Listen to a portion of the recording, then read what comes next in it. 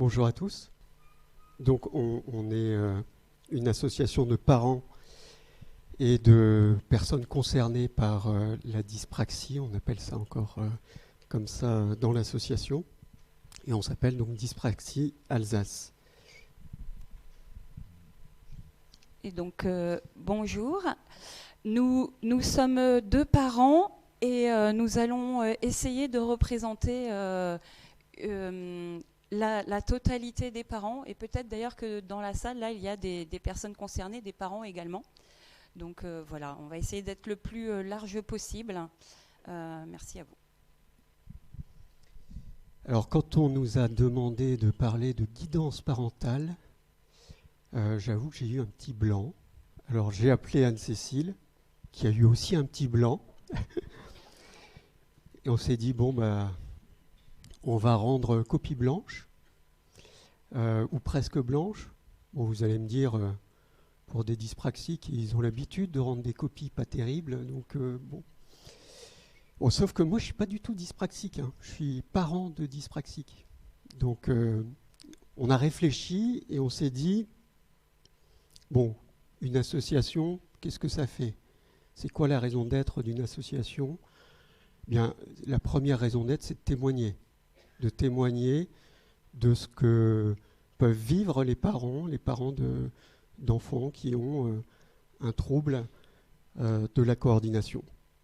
Donc notre intention aujourd'hui, c'est de vous faire mieux comprendre les besoins des parents à travers le parcours de leur enfant, depuis la phase diagnostique jusqu'à l'entrée dans le monde adulte.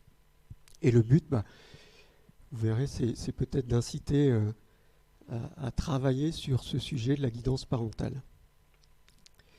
On y va, on est parti. On commence par le diagnostic.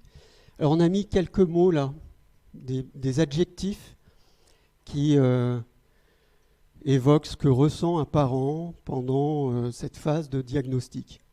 Alors effectivement, c'est nouveau, c'est long, c'est même extrêmement long. J'ai mis freudien, mais j'ai été très très heureux qu'on ne parle pas du tout et qu'on n'évoque pas du tout la psychanalyse dans cette réunion, qu'on parle de mesures, qu'on parle de tests, qu'on soit pas du tout axé psychanalyse. Ça a été le cas il y a quelques années, enfin quelques peut-être dizaines d'années, mais j'espère que ça ne sera plus le cas. C'est stressant pour les parents. Parfois, les parents sont dans le déni, il faut le dire. Parfois, leur enfant est juste maladroit. Parfois, c'est le déni dans l'autre sens. Il est juste dyspraxique, mais en fait, il n'est pas du tout dyspraxique, c'est tout à fait autre chose. C'est un dédale pour les parents, cette phase de diagnostic, j'y reviendrai. Et puis, c'est aussi libératoire. Alors, pourquoi un dédale ? Imaginez, vous êtes boulanger, vous êtes ingénieur mécanicien, et puis on vous dit il faudrait aller chez le neuropédiatre, puis après chez le neuropsy, puis après chez le pédopsychiatre. Non, vous avez oublié le psychomotricien. Voilà, ça fait beaucoup de noms déjà, et puis après on vous dit non, psychomotricien, il y a autre chose, il y a l'ergothérapeute. C'est pas tout à fait la même chose, mais bon. Donc vous dites, j'ai fait le tour. Non, il y a l'orthoptiste. Bon, j'y en ai sans doute d'autres. Hein. J'en apprends tous les jours. Donc tout ça pour vous dire, imaginez, j'ai pris un boulanger ou même un ingénieur mécanicien, il ne connaît rien de ces termes, rien au départ. Hein. Donc c'est un vrai dédale. Puis je voudrais dire un mot sur le mot libératoire. Oui, parce que le diagnostic pour les parents est libératoire, en ce sens que le diagnostic met un mot sur les mots, un mot est mot T. Et ça, c'est vraiment important pour les parents. Ça leur donne une raison de se bagarrer, ça leur donne un mot pour dire aux autres, que ce soit à leurs enfants, parce qu'ils en ont parfois plusieurs, ça arrive, qui ne sont pas dyspraxiques, il y en a parfois qu'un sur les 2, 3, 4. Ça donne un mot pour dire à leurs parents, qui sont les grands-parents, à leurs cousins, à leurs oncles et tantes, etc.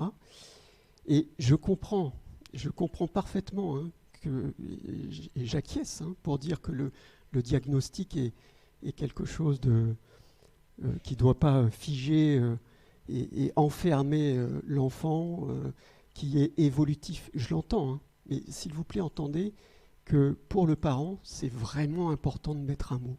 C'est vraiment important. Je ne sais pas comment on fera pour résoudre le problème, mais voilà, je le pose.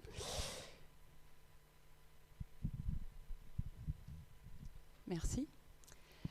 On parlait de phase libératoire, donc avant de continuer sur le parcours de soins, les chiens font pas des chats, et donc mon fils est concerné par la dyspraxie, le TDC, c'est ça? Parce que comme c'est 3 lettres, c'est pas évident à manipuler pour quelqu'un qui est dyslexique. Et donc, je m'excuse si à un certain moment mes propos sont pas tout à fait compréhensibles. C'est voilà, avec le stress plus la dyslexie, ça n'aide pas. Pourquoi on voulait vous parler du parcours de soins par rapport à nos besoins? On est vraiment venu pour ça, pour exposer les besoins des familles. Déjà, qui va déclencher l'histoire? Et est-ce que nous, parents, on va pouvoir s'appuyer sur notre généraliste? Alors, en termes d'anecdotes, je peux vous raconter une anecdote où en fait, c'est mon fils. Voilà, dès le début, très très tôt, on a vu qu'il était différent. Et puis, en fait, premier passage chez l'orthophoniste, qui en fait n'a rien trouvé. L'année suivante, re-orthophoniste qui trouve toujours rien, et puis c'est finalement la maîtresse en moyenne section de maternelle qui a dit « Votre enfant, il me rappelle beaucoup mon fils qui est dyspraxique », et puis c'est là où tout a commencé. Et je peux vous raconter une autre anecdote d'un enfant de 3 ans, où la famille est allée voir son généraliste, lui a raconté ce qui se passait, et le généraliste a fait « Ah ouais, écoutez, là je me sens pas tout à fait capable de le faire, donc je vous envoie chez un collègue ». Et puis là, c'est le collègue qui a tout déclenché. Donc voilà, nos besoins, c'est vers qui se tourner. Et puis, est-ce que les médecins seront suffisamment formés pour pouvoir soit orienter, soit démarrer un parcours de soins? On a aussi besoin qu'on nous explique les symptômes. Moi, au début, on m'a dit, oui, il est peut-être dyspraxique. Et oui, c'est quoi? J'avais jamais entendu ce mot-là. Pourtant, j'étais dyslexique, mais c'est pas le même mot. Donc on m'a orienté vers la lecture d'un livre, mais ça suffit pas. On a aussi besoin d'être écouté. On a aussi besoin qu'on nous explique tous les petits détails de la vie quotidienne qui vont aussi être touchés. Il n'y a pas que l'école qui peut poser souci. Qui va coordonner et prioriser les soins? Comme le disait Eric, on va nous orienter vers un orthoptiste, un psychomotricien, un ergothérapeute, un pédopsychiatre. Et par qui commencer, qui prioriser? Et là, nous, on a vraiment besoin d'aide. Et on a besoin d'aide pas uniquement où on y dit, il faut commencer par l'orthoptiste, mais qu'on nous explique vraiment les enjeux qu'il y a derrière pour qu'on puisse en toute... et voilà, là, j'ai plus de mots, troublant. Pour qu'on puisse en toute objectivité et compréhension aussi aider à faire ses choix, parce qu'au bout du bout, l'enfant jeune, il ne va pas aller tout seul suivre ses thérapies, il faut que la famille l'emmène. Donc il faut aussi qu'elle soit convaincue. Comprendre la fatigabilité, voilà, la fatigabilité de son enfant. C'est vrai qu'un enfant qui a un TDC, qui a une dyspraxie, il va être beaucoup plus fatigable de par la double tâche, par exemple. Et donc, il faut que ça, la famille le comprenne. Je disais que les chiens ne font pas des chats, mais vous avez aussi des enfants qui sont dans une famille où personne d'autre n'a de troubles cognitifs. Et donc, là, il faut vraiment expliquer aux parents qu'est-ce que ça veut dire, qu'est-ce que ça implique. Voilà, c'est pas intuitif. Qui dit stop ou go on, C'est parce que aussi, on l'a vu tout au long de la journée, les symptômes vont évoluer au cours des années. Et donc, il va peut-être falloir arrêter des thérapies, en commencer d'autres. Et donc, pareil, qui va nous expliquer tout ça, mais vraiment dans le détail et le pourquoi des choses. Je pense qu'expliquer le pourquoi des choses aux parents, ça permet de mieux les accrocher et de mieux les impliquer. Et puis, l'ordinateur, oui, non, quand, voilà. Voilà. Comment ? Voilà, on en a beaucoup parlé, donc je repasse la parole à Eric. Alors, on voulait absolument aborder un sujet qui est la vie quotidienne. Parce que dans le parcours de soins, effectivement, vous pouvez trouver un ergo ou un thérapeute qui va vous épauler, mais dans la vie quotidienne, c'est pas si évident que ça. Souvent, on s'intéresse à l'aspect soins, à l'aspect école, mais dans la vie quotidienne. Avec les frères et sœurs, pas évident, parce que il y en a un, il prend toute la place pour les autres, quoi. Il faut s'en occuper, il faut le conduire à droite, à gauche, etc. Et les autres, qu'est-ce qu'ils vont dire, qu'est-ce qu'ils disent. Et là, on est un peu démunis, c'est vrai. Parfois, on a un bon ergo, ça arrive, qui nous aide, mais c'est quand même difficile de trouver des ressources pour expliquer aux autres de la fratrie comment on peut faire avec leurs frères, leurs sœurs dyspraxiques.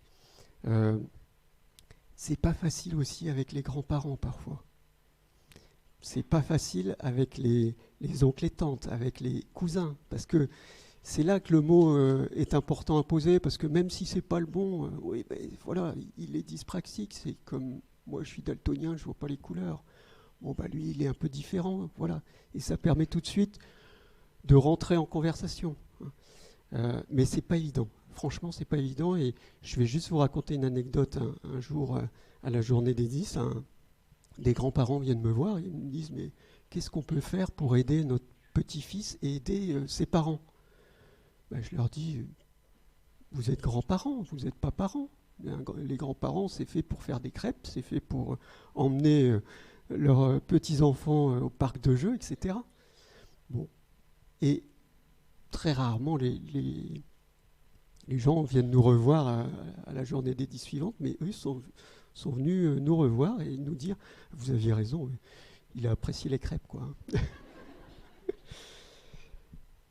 Les activités de loisirs, c'est un casse-tête.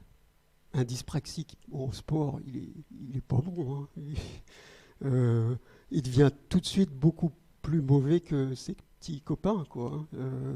Puis bon, il est déjà pris par l'orthopsie, la psychomote, l'ergo, le neuropédiatre. Attendez, je sors la liste.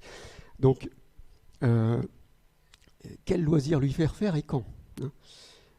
Et puis, il y a tout le quotidien,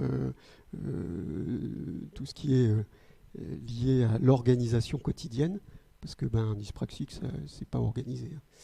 Donc, là, il y a un vrai accompagnement à inventer et un vrai soutien à apporter aux parents. Alors, l'enfant 10 et l'école. J'ai entendu dire que les enfants qui réussissaient le mieux à l'école, c'était les enfants d'enseignants. Et l'explication serait que les enseignants connaissent très très bien le système scolaire et que donc ils savent mieux préparer leurs enfants à se débrouiller à l'intérieur de tout ce système. C'est vrai qu'avec les années, il y a un certain nombre de dispositifs qui se sont mis en place. Alors c'est vrai que ça vient répondre à des besoins pour nos enfants. Et en même temps, ça complexifie les choses pour les parents. Et c'est pas évident de se retrouver dans tous les noms de tous les dispositifs qui existent. Alors le PAP, le PPRE, merci. et les PPS aussi, voilà. Et quelque part, on se sent un peu obligé soit de tout de suite jeter l'éponge, et puis débrouillez-vous, soit de devenir des experts. Et moi, ce que je dis aux familles qui arrivent dans l'association, c'est il faut bien une année pour devenir expert avec tous ces sigles, avec tous ces parcours, parcours de soins, parcours scolaires, pour arriver à tout comprendre et à tout, comment dirais-je, à arriver à nager dans tout ce système. On avait rajouté aussi besoin d'aide pour remplir les demandes. Bah, c'est vrai que, comme toute demande, il y a des documents CERFA à remplir, mais il y a aussi, nous, on a aussi besoin de beaucoup d'explications du pourquoi des choses et de comment ça fonctionne vraiment. C'est-à-dire que quand on fait un dossier à la MDPH, c'est quoi vraiment le fonctionnement, c'est quoi vraiment ce qui est prévu, ce qui est mis en place, pour qu'on puisse s'ajuster aussi à ce dispositif. Et pas être complètement frustré parce qu'en fait, on n'a pas compris le système, on demande des choses qui ne rentrent pas dans les protocoles et après, on est extrêmement frustré. Alors que si on connaît mieux les choses, eh bien, on sera moins frustré, en fait. Voilà. Oui, bah voilà, très bien. Alors, l'adolescent et l'adulte dyspraxique. Donc là, maintenant, mon fils, il est sorti de l'adolescent, il est dans le jeune adulte. On m'entend bien? Oui? Ok, d'accord. Là, c'est quelque chose qui me touche particulièrement parce que dans mon métier, je suis travailleuse sociale et je travaille dans l'insertion professionnelle. J'ai des collègues qui ont des grandes difficultés à faire les tâches demandées au travail. Et donc, moi, je dis toujours, l'adulte dyspraxique, il y aura la difficulté de trouver un travail, d'accord, certes, mais la grande difficulté, ça va être de garder ce travail. Parce qu'il va être lent, parce qu'il aura du mal à comprendre les consignes, il aura du mal à les appliquer, il va être maladroit. Si je prends l'exemple en crèche, changer un enfant, ça va peut-être être compliqué pour lui, il va lui falloir plus de temps pour y arriver, pour y apprendre, pour apprendre les gestes, pardon. Et donc là, quels sont les dispositifs possibles pour que la personne puisse être acceptée comme elle est et puisse s'épanouir aussi dans son travail sans s'épuiser. Donc là, il y a différentes orientations qui existent. Encore une fois, il faut les connaître. Il faut aussi réfléchir à quels seront les choix pour l'orientation professionnelle, si on va rester sur du classique ou sur du milieu protégé. Voilà, est-ce qu'il y aura besoin de la RQTH, mais c'est aussi comment expliquer après ses propres besoins, parce que la RQTH, elle ne résout pas tout, il faut après que la personne puisse être capable de connaître ses points forts, de connaître ses points faibles, et puis de les expliquer et de défendre son cas. Voilà. Et on en arrive à se poser la question de, quand on parle de guidance parentale, c'est pour qui ? Est-ce que c'est pour le parent qui a un enfant dyspraxique et ce parent qui a besoin d'aide pour connaître tous les circuits, toutes les possibilités, ou est-ce que c'est pour une personne elle-même dyspraxique? Et l'idée, c'est que ça va être un choix à faire, en fait, si on veut continuer à réfléchir à une guidance parentale. Petit tour par ce qui existe. Pour la dyspraxie, pour le TDC, il n'existe pas grand-chose. Je voulais juste parler des LAP. Parce que, comme je vous disais, je suis travailleuse sociale, je suis éducatrice de jeunes enfants, donc je vais un petit peu parler des LAP, qui sont des lieux d'accueil parents-enfants, qui permettent pour les familles de voir d'autres familles fonctionner, d'échanger, de discuter aussi avec des professionnels. Donc ça, quelque part, ça peut répondre à de la guidance parentale, mais encore faut-il qu'il y ait des labs dans toutes les villes, et puis que les familles se sentent autorisées à y aller aussi. Et puis, il y a aussi tout ce qui est formation, comme les ateliers dans la peau d'indice, qu'au sein de l'association, nous promouvons, mais c'est pas ça le terme en fait, c'est nous mettons en place. Enfin bref, voilà. Donc ça permet de mettre les personnes dans la peau d'un dyspraxique par exemple, soit autour d'une table en coupant des pommes, soit en écrivant une dictée avec évidemment des accessoires, et puis de réfléchir ensemble à qu'est-ce que ça veut dire. Donc c'est sûr que là, ça peut être pour des professionnels, mais ça peut aussi être pour des parents qui ont un enfant dyspraxique, qui ne savent pas comment ça fonctionne, un enfant dyspraxique, et comme ça, elles le vivent, elles le découvrent, et elles cheminent. Et des fois, à la fin d'un atelier dans la peau d'un dys, on a des parents qui disent « Ah ouais, bah, finalement, mon enfant, je vais un peu moins l'embêter le soir pour faire ses devoirs, et puis on va peut-être passer du temps à faire d'autres choses. » Voilà. Donc, nous allons conclure en vous laissant des exercices, des devoirs à faire, de réflexion. Donc, guidance parentale pour les TDC, ça, voilà, c'est posé. Mais donc, qu'est-ce qu'il faut faire pour, comment dirais-je, pour avancer? Merci. Que faut-il faire pour avancer? Bah déjà, se poser certaines questions. Donc, est-ce qu'il va falloir se focuser sur une étape du parcours? Donc, parcours, c'est diagnostic, scolaire, loisirs, la vie de tous les jours, le permis de conduire, par exemple. Ou se poser la question, comme je le disais tout à l'heure, de est-ce que c'est pour le parent qui a un enfant dyspraxique ou la personne dyspraxique elle-même? Est-ce qu'on se sert de l'existant, comme par exemple les lieux d'accueil parents-enfants ou d'autres lieux?